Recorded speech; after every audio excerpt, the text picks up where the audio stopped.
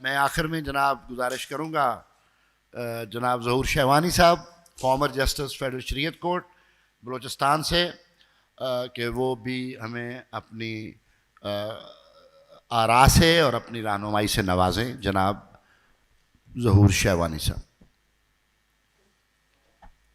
سب سے پہلے میں عاصمہ جہانگیر فاؤنڈیشن کے منتظمین کا شکریہ ادا کرتا ہوں کہ انہوں نے ہمیں اس موقع پہ یہ دعوت دی تاکہ جس صوبے سے ہمارا تعلق ہے بلوچستان سے ہم بھی آ کر اپنی آواز آپ دوستوں تک پہنچائیں. یہ ہر سال گزشتہ 4-5 سالوں سے ہمیشہ یہ پروگرام عاصمہ جہانگیر کے حوالے سے یہاں ہوتی ہیں.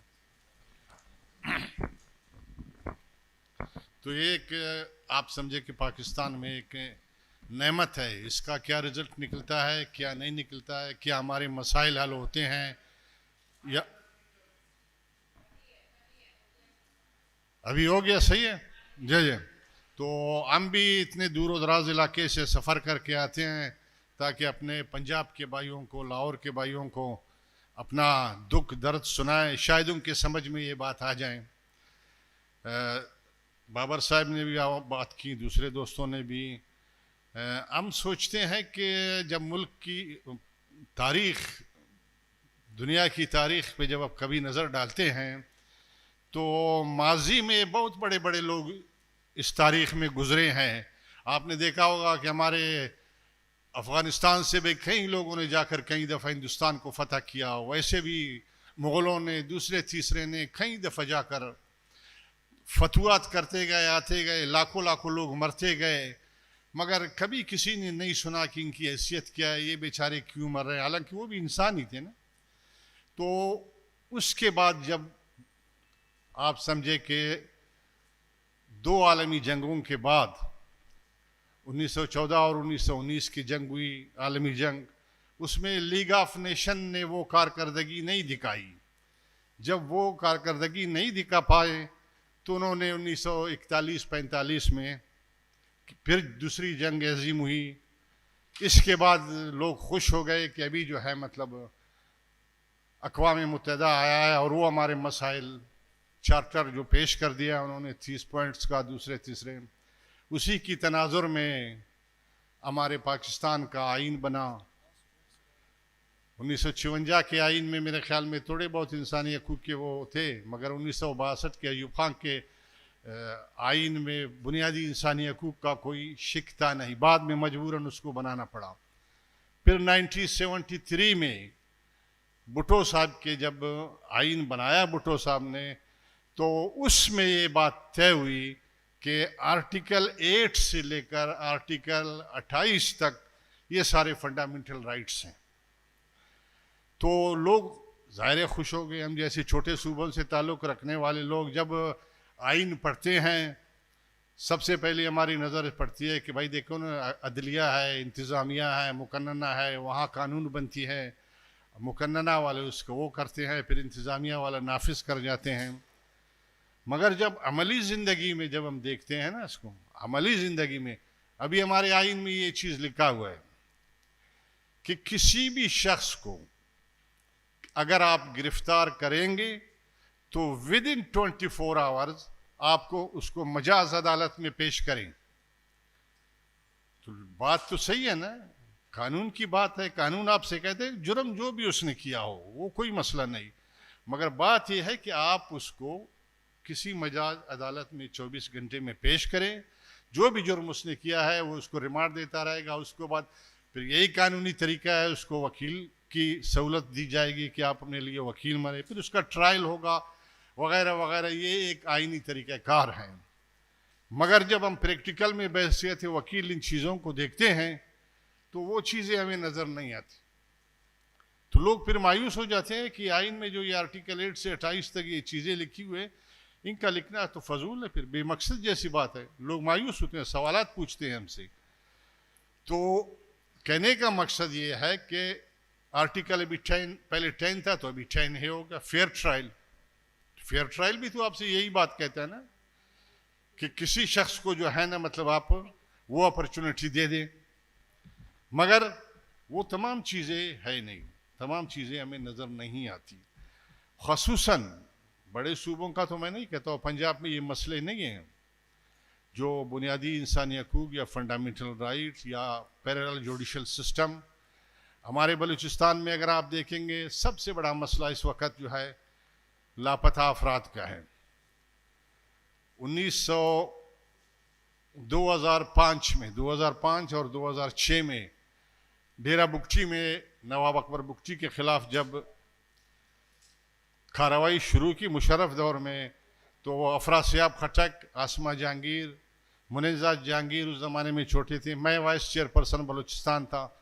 کس مصیبت سے ہم لوگ ڈیرہ بگٹی گئے، فیکٹ فائنڈنگ مشین کیا، بلوچستان پہ 4 رپورٹیں ہم نے بنائی. مگر ہم نے اپنے طور پہ یہ محسوس کر لیا کہ ہم جتنے بھی کوشش کر رہے ہیں، دن بدن جتنی بھی ہماری کوششیں ہو رہی ہیں، وہ بہتری کے بجائے دن بدن حالات خراب ہوتے جا رہے ہیں. ابھی آپ نے دیکھا یہاں ہمارے بلوچستان سے خواتین بھی میرے خیال میں جنوری کے مہینے میں آئیں. اس سے پہلے تو ہم بلوچستان تک لوگ پہنچ ہی نہیں سکتے تھے، اسلام آباد تک. ابھی اکثر لوگ آتے ہیں، اپنے مسائل کرتے ہیں، آپ لوگوں تک بات پہنچاتے ہیں، آپ سنتے ہیں، عدالتیں بھی وہ باتیں کرتی ہیں، مگر رزلٹ کچھ نہیں ہے. 2011 میں میں ہائی کورٹ بار ایسوسیشن کا پریزیڈنٹ تھا، تو ہمارے بلوچستان سے چودھری افتخار صاحب ہمارے چیف جسٹس تھے. تو ایک ہائی کورٹ بار ایسوسیشن اور چیف جسٹس بلوچستان نے ہم نے ایک سیمینار کرایا. تو چودھری صاحب وہاں تشریف لائے. میں نے کہا چودھری صاحب آپ ہر جگہ گھومتے پھرتے ہیں کہ یہ مسئلہ ایسا ہوا، یہ مسئلہ ایسا ہوا، یہ بلوچستان میں لاپتہ افراد کے کیس کو آپ کیوں نہیں چلاتے ہیں؟ تو چودھری صاحب نے president Balochistan high court versus federation of Pakistan 3 سال تک اس نے یہ کیس چلایا، ہم نے ڈیفینڈ کیا. کم از کم اس میں آپ سمجھے 80-90 بندے منظر عام پہ آ گئے، لوگوں کی کچھ داد رسی ہو گئی. مگر جو ہی چودھری صاحب ریٹائر ہو گئے تو دوسرے جو ہمارے جج صاحبان تھے، ان کا اپنا ایک مزاج ہوتا ہے، سپریم کورٹ میں بیٹھے اپنی مزاج، اپنی طبیعت. تو ہمارا کیس جو ہے انہوں نے 2 پیشیوں میں فارغ کر دیا.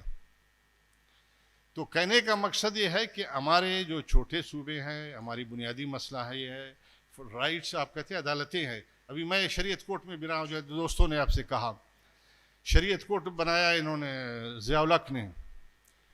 تو یہ ریکارڈ کی باتیں ہے کہ بہت سے سیکشن، کبھی کسی نے اس کو کہا کہ ضیاء الحق صاحب اس سیکشن میں یہ چیز لکھا ہوا ہے، اس نے کہا ادھر لیا، اس نے دے دیا، وہ پین سے اس کو یوں ٹھیک کر دیا، بولتا ہے یہ میں نے ٹھیک کر دیا، یہ دیکھو آپ ترمیم کر سکتے ہیں اس میں. یہ ریکارڈ کی باتیں ہیں لوگوں کے سامنے، انہوں نے اس طرح آپ کے آئین میں ترمیم کی. آج وہ شریعت کورٹ ہے نا، اس میں میرے خیال میں 100 کیس بھی نہیں ہوں گے. پہلے جب بنا تو میرے خیال میں سارے زنا کے کیس وہاں، 9C کے کیسز وہاں، 17(4) کے کیسز وہاں، شریعت اپلیکیشن تو لاجواب. مگر ابھی اس کے باوجود ایسے بے مقصد عدالتوں کو چلانا، یا جیسے ملٹری کورٹ، اس سے پہلے ATC کورٹ کئی مرتبہ بنے. ایک زمانے میں کوئی میجر بھی بیٹھتا تھا ATC کورٹس میں. مگر یہ طریقہ کار جو ہے وہ یہاں ایک طاقتور ادارہ ہے، اس کی جو بھی مرضی ہوگی، جس انداز میں بھی چلانا چاہے گا. ہمارے سیاسی پارٹیاں انتہائی کمزور پوزیشن میں ہیں.